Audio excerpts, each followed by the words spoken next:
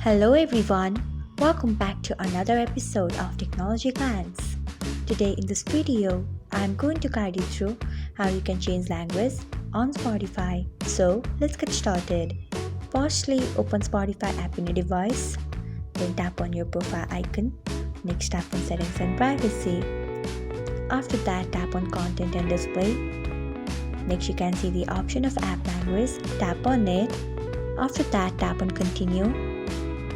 Then select language of your choice. So this is how you can change app language on Spotify. Thanks for watching. If you found this guide helpful, we would love it if you hit the thumbs up button below.